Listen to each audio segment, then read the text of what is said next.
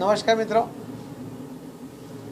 आज केंद्रीय parliamentary board द्वारा आखा देश में 195 जेटला 2024 लोकसभा उम्मीदवार जाहिर करवामां आव्या छे।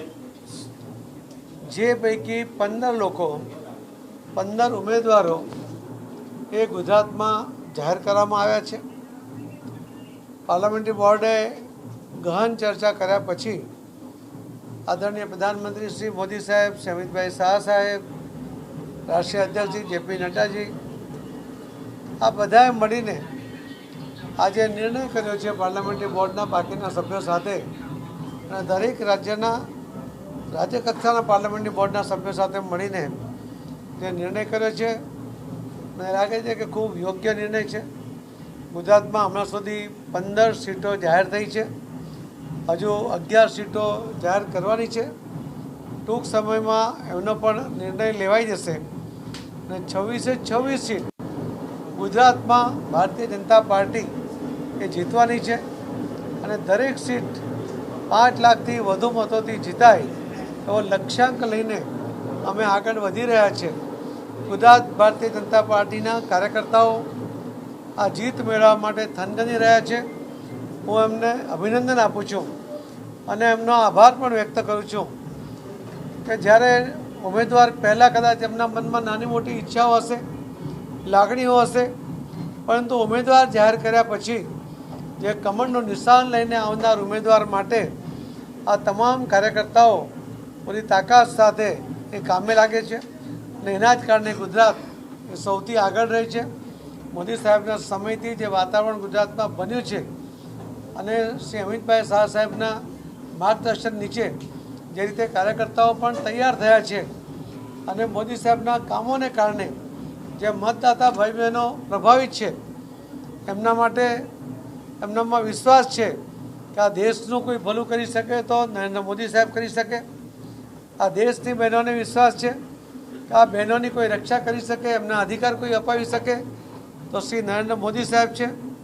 युवाओं ने विश्वास है कि एमने टेलेंट ने ओळखीने एमना माटे योग्य तको जो कोई ऊभी करी सके तो आदरणीय प्रधानमंत्री श्री नरेंद्र मोदी साहेब है। आ देशना खेडूतों ने विश्वास है कि आ दिन सुधी कोई सरकारोए क्यारे खेडूतो माटेनी स्पेसिफिक योजना बनावी नहोती, मोदी साहेबे बनावी छे अने मोदी साहेबना योजनाओं द्वारा आ खेडूतोनी आवक बमणी थाय, एमनो विकास थाय, खेडूत क्यांय विचारो न रहे एना माटेना मोदी साहेबना प्रयत्नों सौ खेडूतोने पण विश्वास है। अने आ देशना गरीबो जे गरीब दरेक समाज में है अने एटले ज मोदी साहेबे कीधुं कि कोई पण व्यक्ति घर वगरनो न रहे ए एमनी प्राथमिकता है। गरीबीनी रेखामांथी एमणे 10 वर्षनी अंदर ढंढेरो पीट्या वगर 25 करोड़ लोकोने गरीबी रेखाथी बहार लाव्या छे अने बाकीना लोको माटे पण ए प्रयत्न करी रह्या छे। एना कारणे गुजरातमां अने आखा देशमां दरेक सेक्टरमां जे विश्वासनुं वातावरण निर्माण थयुं छे। मोदी साहेबना राम मंदिरना निर्माण पछी 370 कलम रद्द कर्या पछी आवा अनेक ऐतिहासिक निर्णयो मोदी साहेबे जे जमीन पर उतार्या छे। वर्षोथी 1980 थी स्थापनाथी जेटला वचनो भारतीय जनता पार्टी आप्या हता एक पछी एक मोदी साहेब पूरा करता जाए छे। वचनोनी आपवानो महत्व होय छे, एमां लोकोनो विश्वास होवो जोईए अने एटले ज आजे लोको पण कहे छे कि मोदीनी गेरंटी एटले पत्थरनी लकीर छे। महासत्ताओना राष्ट्रपतिओ पण आ वात करी छे। आ देशना प्रधानमंत्री माटे ए महासत्ताओना राष्ट्रपतिओ पण कहे छे कि मोदीजी जे बोले छे ते करे छे। मोदीनी गेरंटी एटले पाकी गेरंटी। आ सौना सत्वारे आ इलेक्शन भव्य रीते जीताय एना माटे अमे सौ पहलाथी ज सक्रिय छीए अने अमारो जे अपेक्षित परिणाम छे मेळववा माटे मतदाता भाईनो पासेथी भाई बहनों पासेथी अपेक्षा पण छे। कार्यकर्ताओने पण विनंती छे कि हवे काम पण शरू करी दे अने जीतनो जे आपणे टार्गेट राख्यो छे एना पर आगळ वधे ए ज विनंती छे। સાહેબ, તમારી પ્રદેશ અધ્યક્ષ તરીકેની જવાબદારી અને હવે લોકસભામાં પણ તમે પોતે ઉમેદવાર છો. તમારી વ્યક્તિગત રણનીતિ તમારી બેઠક ઉપર કેવી હશે અને ગુજરાતભરની અંદર તમે કેવી રીતે સંગઠનાત્મક રીતે આગળ વધશો? નવસારી લોકસભાની મારી સીટ ઉપર ગયા વખતે પણ મતદાતા ભાઈ બહેનોએ 6,89,616 મતની લીડ આપી હતી. આ વખતે મારી પાસે નવસારી ઉપરાંત ગુજરાતની તમામ સીટો ઉપર પણ જીતવા માટે ધ્યાન આપવું પડશે, એટલે હું ઓછામાં ઓછો સમય મારે નવસારીમાં હું આપી શકીશ.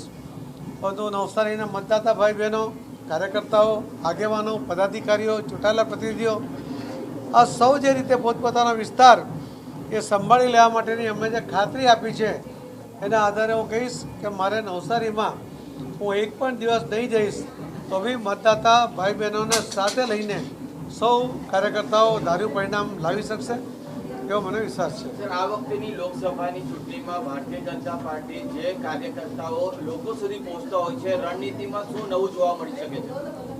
રણનીતિ જાહેરમાં કરવાની ના હોય, પરંતુ અમે આટલા વર્ષોના અનુભવથી ઇલેક્શન લડવા માટે અને આટલા વર્ષોના લોકોનો પણ મોદી સાહેબનો અને મોદી સાહેબની સરકારના અનુભવ પર જે વિશ્વાસ બેઠો છે એટલા માટે અમે એવું માનીએ છીએ કે અમારી પાસે સરળતા છે, પરંતુ અમે સરળતા હોવા છતાં કોઈ પણ ખૂણે એને છોડીશું નહીં. દરેક જગ્યાએ પ્રચારમાં, પ્રસારમાં, લોકો સાથેના સંપર્કમાં, કાર્યકર્તાઓને સક્રિય કરવામાં અમે પૂરા સક્રિય રહીશું.